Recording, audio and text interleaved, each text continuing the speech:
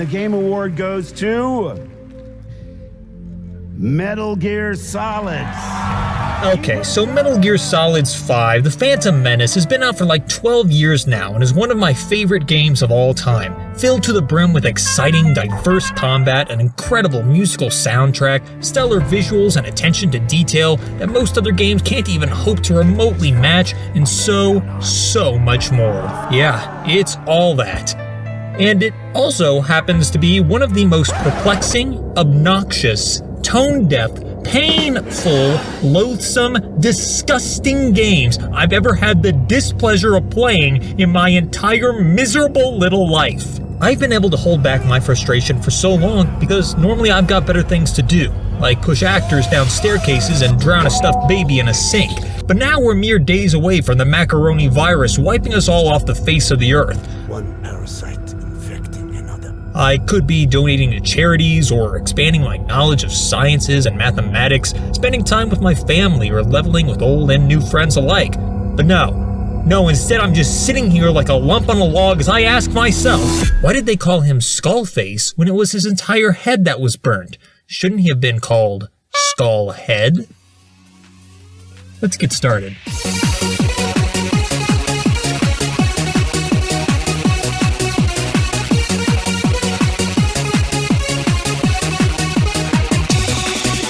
Let's start off at the beginning. I've never understood why Paz got to meet with Zero in person. I get that she's some super spy, but Zero seems a-okay with orchestrating everything from behind the scenes. Meeting with this one agent seems like a pretty pointless risk towards his own safety, when Paz seemed perfectly fine with accepting orders via proxy. In fact, Zero must have just been going senile long before Skullface ever got around to poisoning him, because the guy just keeps making these insane novice oversights for the duration of MGSV. We'll get back to that later though. Don't you worry. And how come Skullface dumped all those XOF badges right over the military compound he was just visiting? They're supposed to be secretive, I get that, but if that's the case, why wear badges or paint your helicopter with invisible ink or whatever to begin with? Certainly you shouldn't be throwing tangible evidence of your presence down over the island where they could just easily be retrieved or seen by any random guy. You know, which is exactly what happens. Yeah, looked like a bunch of leaves or something. Right. Yeah, I saw at least one of them land by the windsock. At the very least, drop those bad boys into the Atlantic Ocean. Nobody's gonna find them there. What's the rush? Was Skullface concerned about the safety of marine sea life? And hold up, how did Skullface know that Chico's favorite song was Here's to You? Did Chico tell him that in confidence? Was Skullface just being presumptuous? Also, Skullface was taking a pretty big risk, assuming it was gonna be Big Boss in particular who would swoop in to save Chico and Paz to begin with. He runs a military organization with thousands of dudes who'd be more than willing to infiltrate the place and save a couple people. Big Boss is a busy guy, you know. He's got a nuclear inspection to oversee. And how were Paz's bombs even rigged to explode? Were they set on a timer? Because if Big Boss were just several minutes late, then all Skullface would have really accomplished was giving Paz's cell a new paint job. Did Skullface somehow know exactly when Big Boss rescued her? How did he know that? Was it just really good timing? You could argue, well, the US soldiers probably told him that they escaped. Geez, try to think critically for once. Disliked. But if so, then why didn't Skullface just blow them up the second they set foot in their helicopter? Instead, he waited until they were like hovering pretty much in the middle of nowhere while Mother Base was being destroyed.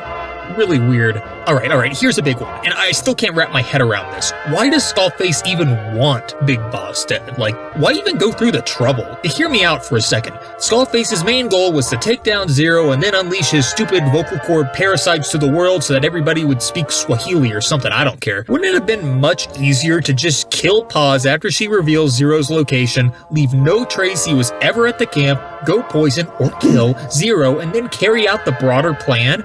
You don't need to get Big Boss involved whatsoever. He doesn't know where Zero is and wouldn't object to someone bringing him down a peg anyways, and I doubt Big Boss would learn about the vocal cord parasite plan on his own. Even if he did, odds are that he'd be way too late to stop it. Just seems like Skullface could have saved himself a ton of trouble by avoiding Big Boss and MSF entirely, just leaving them in the dark as you covertly create your big robot and make parasites. Killing Big Boss, or even trying to, just paints a massive target on your disgusting forehead.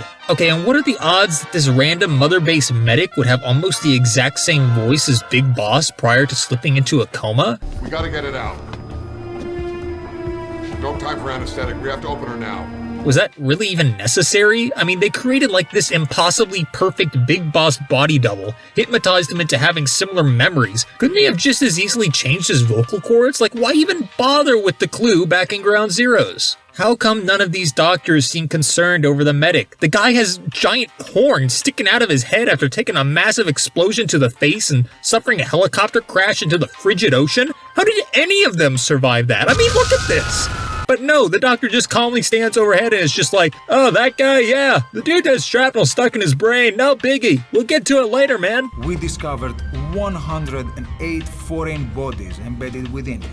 Also, how did Zero, Ocelot, or Big Boss know that the medic would even wake up from his induced coma at all? Like, that's gotta be a pretty risky thing to do to someone, especially when they have shrapnel digging into their frontal cortex. What if Medic Boss just woke up and didn't fall for any of the hypnotism mumbo-jumbo, and he just turns down this whole insane plan? Wouldn't it be smarter to just train one of your thousands of MSF soldiers to become the body double? Someone who actually has a more extensive training in combat? At least then you aren't working with some unpredictable, decrepit, brain-damaged field medic. Like, what's that? And hey, I know it's a little harsh, but maybe you should have just let Medic Boss get killed off by those XOF soldiers at the hospital? Because, you know, then they'll think Big Boss is dead. And the real Big Boss can go do his own thing in the shadows. You're telling me it had to be Medic Boss who went to go save Kaz? Kaz, it's me. Ocelot can't spare a few minutes? I mean, what has this guy even been doing for the past 9 years? Thinking of one-liners? Can't keep up with world affairs in a coma? Oh yeah, he probably has actually, never mind. Can we talk about these clinically blind XOF soldiers for a second? Because, I mean, for an elite kill squad, these guys seem to be totally inept. He's right there, dude. He's literally right there, looking straight at you. He's right there, look! There he is! He's right there! And why not just give every XOF soldier the parasite treatment? They're able to do it to other guys to form the Skulls units. Medic Boss is gonna have a real hard time reaching you if there are like 300 Skull soldiers in the way. These groups of 4 dudes isn't doing anything Skullface, take a hint! And sometimes the soldiers are able to form guns in their hands from nowhere? How does that even work? Are the guns coated in parasites too? How come Ishmael isn't wearing any pants? That's right, I'm calling this out because Big Boss had already been awake from his coma for some time before Medic Boss came to. He's got a lighter, the dude couldn't slip on a pair of slacks before all hell broke loose? And how is there no bleeding gash after Quiet brutally stabs his shoulder? How does Big Boss have 2 eyes? Is one a glass eye? Is it a mask? Why wear a mask if you're gonna wrap 85% of your face in bandages? Is Medic Boss just hallucinating in very convenient ways? Explain! Speaking of which, why does Quiet take so long trying to kill these morons? Big Boss, one of the most skillfully trained CQC super soldiers in the whole wide world, with years of experience fighting some of the most ridiculous monstrosities you can possibly imagine, attacks her like a drugged out orangutan, and instead of just beating the guy's brains in, Quiet decides to instead slowly choke out the person in the room who can't even stand up. Eliminate the only other threat in the room first. And hey, why did she go in alone? She seems to be a special soldier, so it looks like XOF knew exactly where Big Boss's room was. So why not send in an entire unit with like assault rifles and rocket launchers and just blow the dude to smithereens? Instead, Quiet is just loitering around with these stealth kills, which are totally pointless because seconds later the entire hospital starts getting torn to shreds. You don't need to sneak around if the only other folks in the building are random nurses and defenseless patients. What were they scared of, this one dude's gun or something? XOF kills like every other living thing in that building, but their brains turn to tapioca pudding whenever they're in the range of their actual target. He's right there! Look! He's right in front of you! So Vulcan is alive, but like a zombie man controlled by a floating kid in a gas mask? Okay, well, but how's the fire not killing him?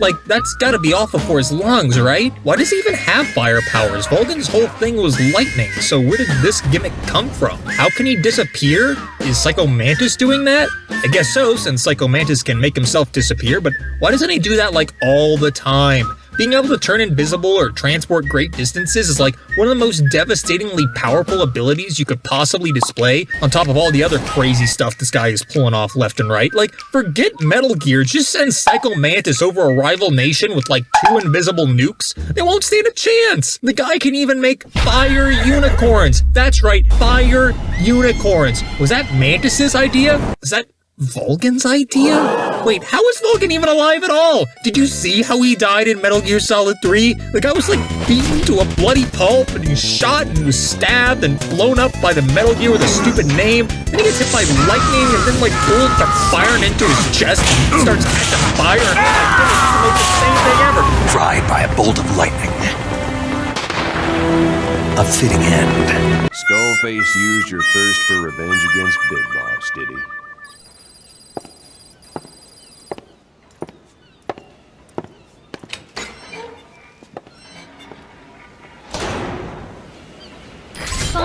I've updated the mission list. We've received some new job offers. Also, it's shown that if you try shooting down Skullface's Skullcopter, Psycho Mantis can protect it from harm with a giant force field. Wow, what a useful ability. It's too bad there was never any other time that power could have come in handy.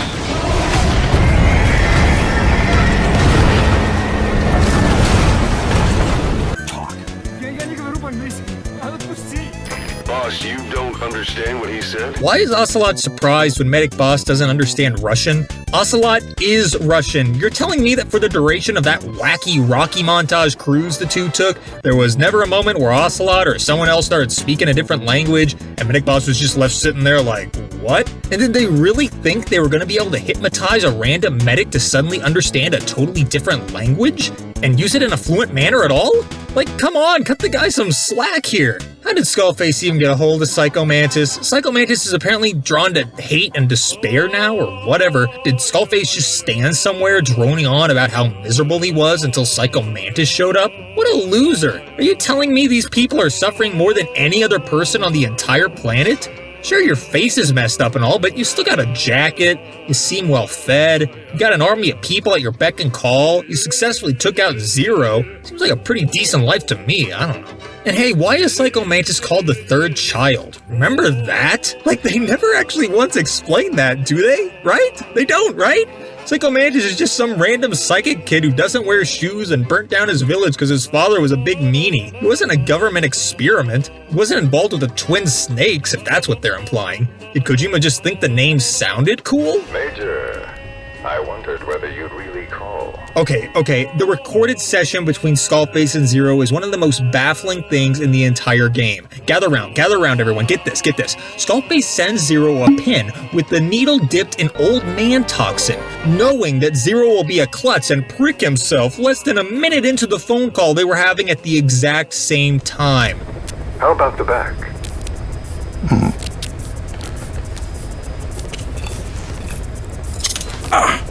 Something wrong, Major? Nothing, just pricked my finger. Let's unpack, shall we? What if Zero pricked himself before the call and you never had a chance to gloat? What if he pricked himself afterwards? What if criminal mastermind Zero didn't prick himself at all, like a fumbling toddler? That's some pretty insane timing you have, I guess, Skullface. I guess Zero has nothing better to do because he just calls you up on Snapchat and is like, thanks for the pin, bro. Should I play around with this sharp part on the back? Ah! If Skullface knows Zero's location, you should not do something risky like send him something which has a 10% chance of actually working. Send your elite soldiers or your child with breathing problems over to his building and just riddle him with bullets until he's a fine red paste splattered on the walls. You only get like one chance at this. Why let him live at all? Just kill the guy. You went through all this trouble just to poison him? The guy is on his way to like ruling the entire world and you're letting him live? He's gonna spot your weird fedora from a mile away, Skullface. Murder the guy before it's too late. Oh, never mind. Oh, what is up with Skullface anyways? He was apparently a spy/janitor for Big Boss during that one game where you talk to cat people and cry over a big garbage bin. He even repeats lines that Big Boss said to Chico in private. What he said. It cut right into me. Nothing to be ashamed of. Pain gets the better of us all.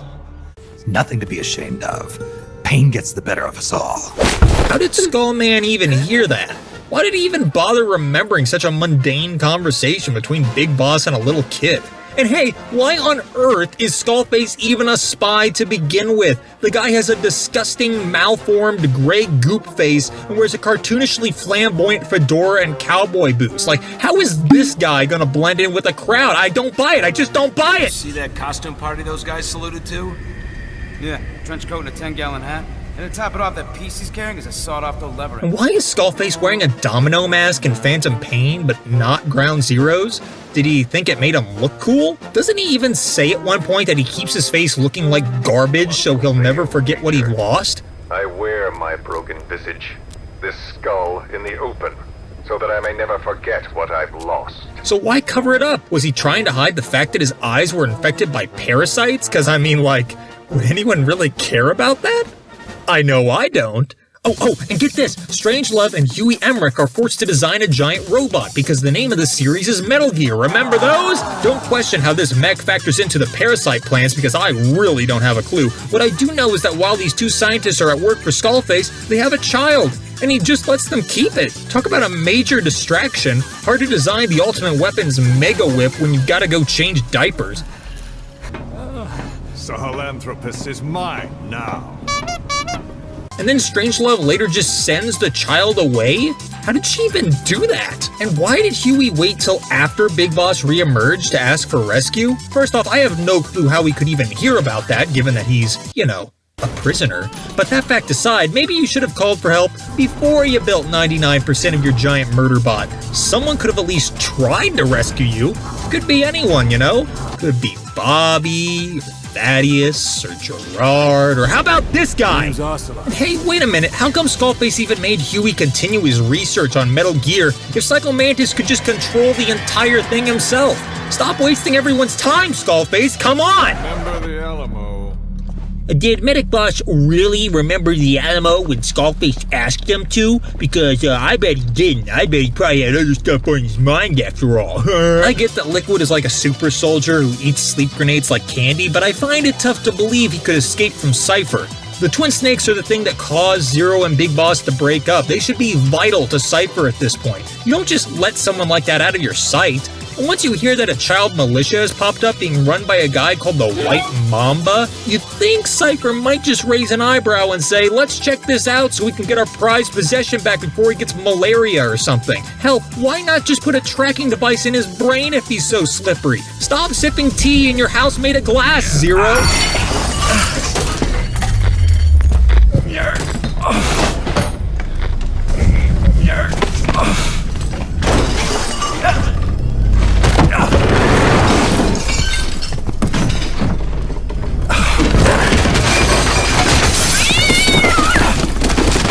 As of today, your name is Ahab. Who came up with all the Moby Dick references? I get that the first chapter has elements of revenge and all, and I guess it sort of delivers on that. You know, when Big Boss and Kaz decide to set aside their lust for revenge and refuse to kill Skullface directly. It's actually really weird, right? Like, the chapters in general, I mean. You got this first chapter that highlights what so many people thought was the core of the game. Revenge. It's just a word that drips with action and excitement and chaos, and then Chapter 2. Race. What? And then in Chapter 2, you start getting dozens of cassette tapes crammed down your throat where you learn of all the dastardly, villainous stuff Skullface has been doing over the years, and you're just like, oh, well, good thing he's, dead now. Yeah, that nasty Skullface sure was a trickster back in the day. Who cares anymore? And why even make a point of calling Medic Boss Ahab or Venom if literally nobody ever calls him either of those things ever beyond the first level? Why bother? Why am I still talking about this? Follow me, Big Boss. Phantom Pain also possesses the unique attribute of an opening credits sequence before every mission. Just brilliant, Kojima, a real masterstroke. It's like I'm watching a real TV show or something. I mean, this is just nuts. It doesn't break immersion or anything. Why doesn't every game do this? Is it because the sequence also spoils who will be appearing in the mission, thereby eliminating much of any real surprise? Is that it? Well, at least I know my favorite character, Attack Helicopter HP-48 Crocodile, will be here. The excuse for Metal Gear's cockpit being so small is hilariously bad. Even the very first time I heard this mentioned in the game, I was raising an eyebrow. Apparently Sahelanthropus was supposed to run with the AI pod. cause that worked out great last time. And as such, the cockpit is just too small to house an adult. It's kid size, isn't that just adorable? You got any midgets in XOF, Skullface? Any little people? Guess not. Good thing Psycho Mantis came along, huh? Cause since the AI pod does essentially nothing in this entire game, poor Sally would have just been sitting in the hangar the whole time collecting dust. Better hope Psycho Mantis doesn't change sides halfway through operating the thing, cause he has a real bad habit of doing that. You couldn't just make a teeny more space in this cockpit for an adult, guys? Really? I'd have loved to see how that conversation went down. Huey, it's me, Skullhead. How's Metal Gear coming along? Oh, it's coming along spectacularly, Skullhead. Don't you worry. The massive sparkly whip that doubles as a massive sparkly sword is all good? Yep, piece of cake. The gigantic lightning railgun is in place? You betcha, all in a night's work. Articulatable fingers, astro jumps, the ability to sound like a big dino? You know how much I like dino.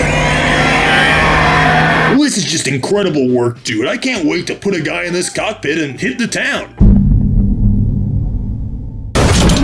Why was Huey on the same chopper as Kaz and those other soldiers when they were on their way to take down Metal Gear? Isn't he supposed to be in hiding so the crew doesn't tear his head off? Did everyone just forget about that? Oh, I guess not. Here's a trial out of nowhere. And what's up with Huey in general in these games? Why does he keep going out of his way to lie? He built a battle gear which you can't use, and a ton of other equipment for everyone. He surely could have earned their trust back, but Kojima just turns him into this confused, directionless fraud. I mean, that'd be like turning Ocelot, the character known for his insane unpredictability and sadism, into the cool voice of reason. Like, that'd just be absurd. One day he'll see through the lies he's built up, realize what kind of man he really is. What goes around comes around. You can't run from yourself forever.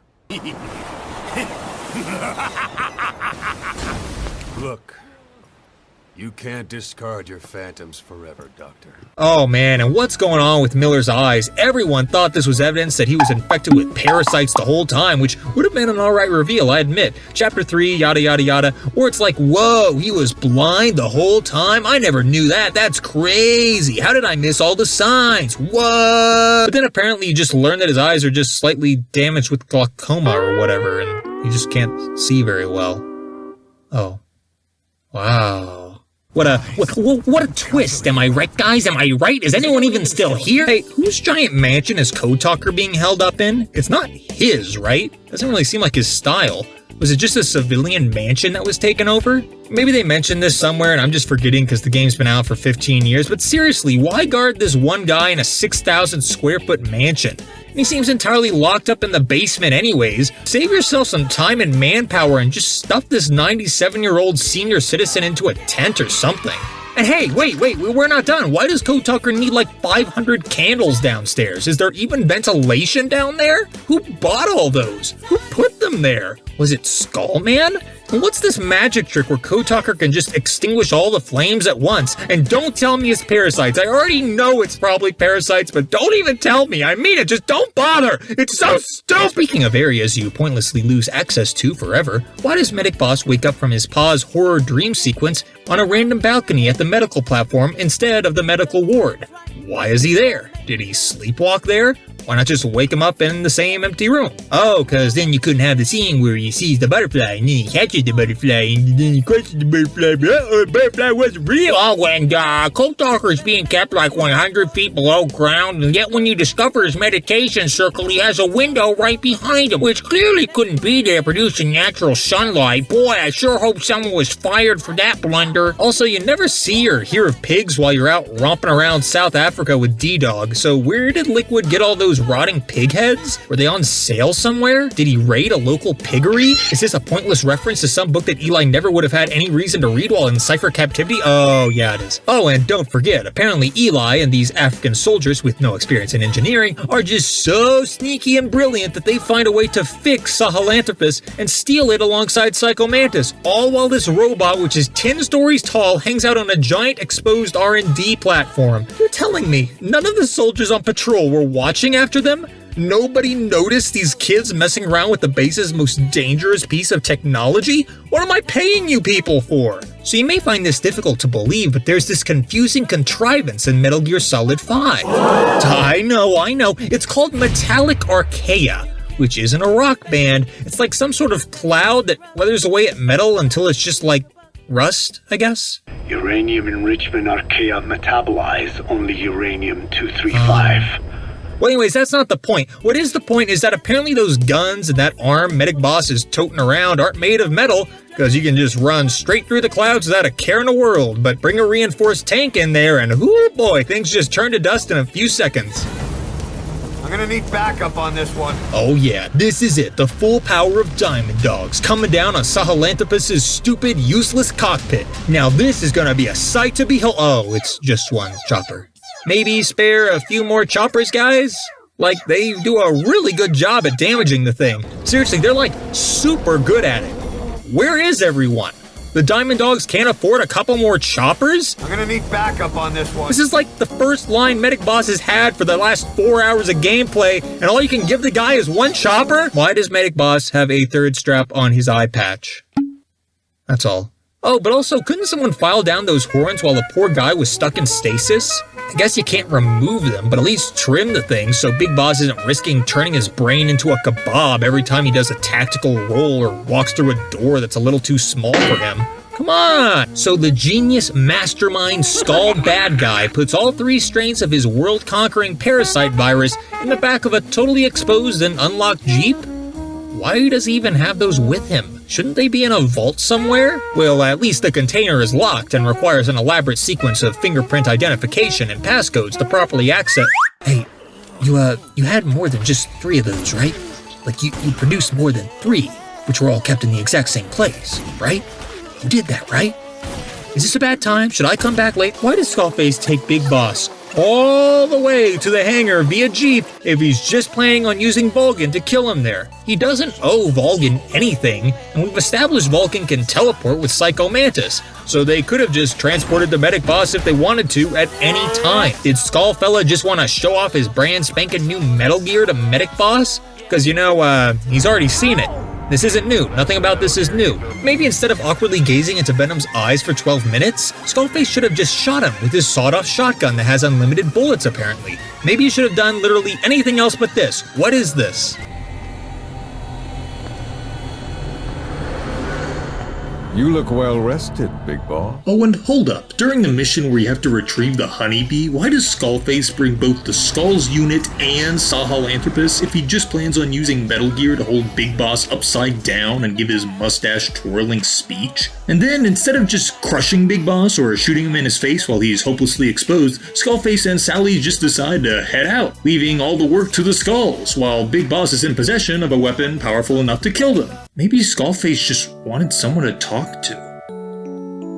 Or maybe he's just a moron. Oh, and remember the boss's will? That really vague set of lines she said in Metal Gear Solid 3 that everyone and their grandma seems to want to make sense of because they, for some reason, think that the boss was the key towards a perfect world?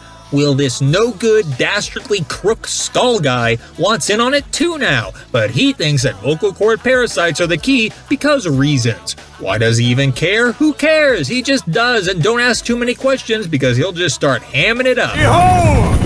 Today is the day weapons learn to walk upright! Shut up, so quiet. This unstoppable assassin woman who can move at supersonic speeds, see the individual blades of a helicopter, pull off a perfect headshot on a jet plane moving at Mach whatever, who has lightning-fast reflexes, high jumping capabilities, and the power of invisibility, just gets caught by a few random grunts in the desert. Excuse me? Oh, and she can phase through objects, by the way. Just not clothes that are suffocating her, apparently. Don't ask too many questions! And why did she leave to begin with, anyways? Because she thought she was a risk?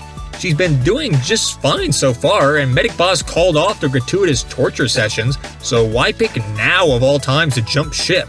Back to this guy. Who is this guy? Oh yeah, Code Talker. Apparently parasites can also replace his skin and heal his eyes, making him seemingly immortal. Don't laugh, because despite all that, they can't fix the dude's legs? We wouldn't want to get too ridiculous now, would we? I mean, come on. And I don't care what you people say, there's no way Huey's robot legs are so heavy that they cause his life raft to begin sinking. Life rafts can hold up to like 6 people comfortably, and Medic Boss slung Huey over his shoulder like a sack of potatoes and sprinted around like nobody's business earlier. Are there just loads of bricks packed into those boxes? What's going on? And hey, maybe I'm wrong, but by releasing a raft so close to Mother Base's supports, wouldn't the waves just start smashing the raft into the lower beams? I guess I am wrong, because Huey just sort of drifts away. And good thing, too, because that just would have been really awkward. This scene. This scene keeps me up at night. Medic Boss comes home with a bunch of children, and Kaz is all like, "What are you thinking, you big jamoke? I hate kids." And Venom's all like, "I want to make these kids into soldiers. Isn't that neat?" And then Kaz beats a kid in the arm with his crutch, gets held at gunpoint, and then 5 seconds later he's all like, To learn how to read and write. Do basic jobs. Chance at a real life. Never like kids.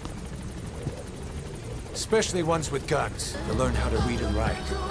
Do basic jobs. Never like kids. And then Medic Boss is like, "Yeah, man, I guess you're right. Kids with guns is a bad idea. I really goofed this one."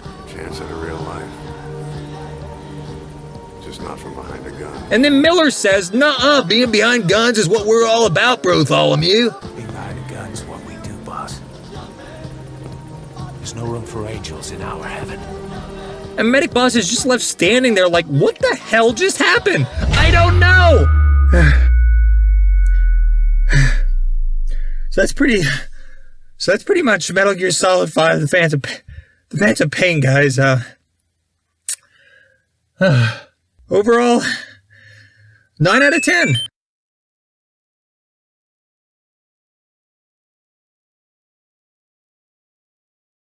Oh, and then this giant whale made of fire shows up.